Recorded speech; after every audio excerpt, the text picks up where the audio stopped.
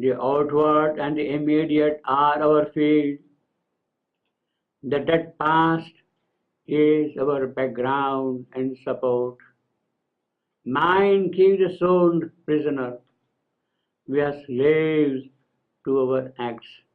We cannot free our gaze to reach wisdom's sun. That is what we are. We cannot free our gaze to reach the sun of wisdom. That is what we are. Our concern is only for the immediate and superficial. We lack depth. We lack foresight. We lack vision. Too narrow and confined and cabined is our thought. Our emotion does not have the intensity of feeling and identity. Our acts are trivial and inconsequential. We keep on scratching the outer skin only, but there are depths below depths and heights above heights. Beyond reason extend the spaces of bright gods of thought, and are spread the skies for the angels of ideas. We cross the borderlines of discernment and intuition and inspiration.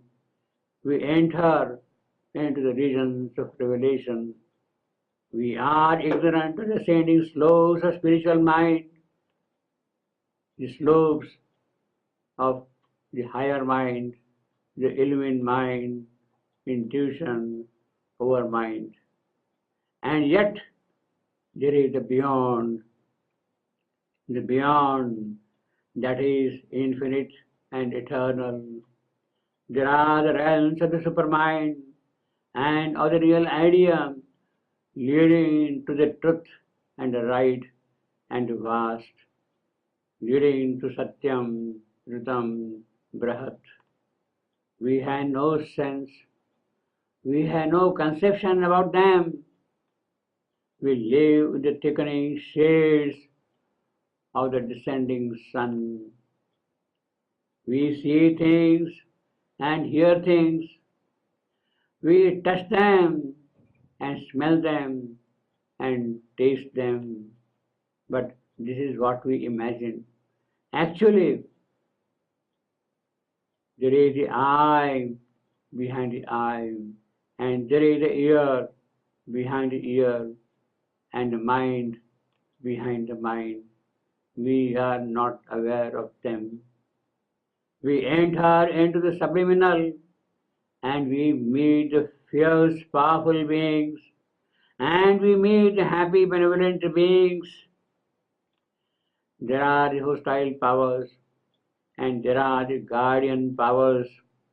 There are the gods and goddesses shaping our life and shaping our future.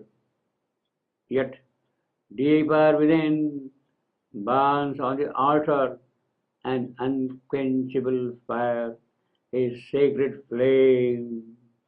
Door after inward moving door is crossed, and sudden in the inmost chamber is seen a being who is no bigger than the thumb, a being of all flame and light.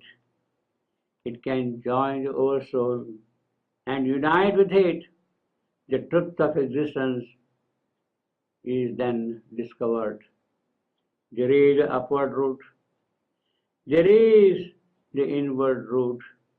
One climbs the ascending slopes of heaven. One deepens into the core of hidden things. There is the Vedantic path. There is the Tantric path. There is the spiritual path. And there is the occult path. If by one is obtained immortality in the heavens to the gods, by the other come into possession the secrets of nature. But of these paths we have absolutely no notion, no idea, no hint. Self, Brahman, Atman had to combine with the waking and the dream and the sleep. They had to join in the truer life of truth and joy and beauty. It is that combination which can bring truth and joy and beauty in this terrestrial world.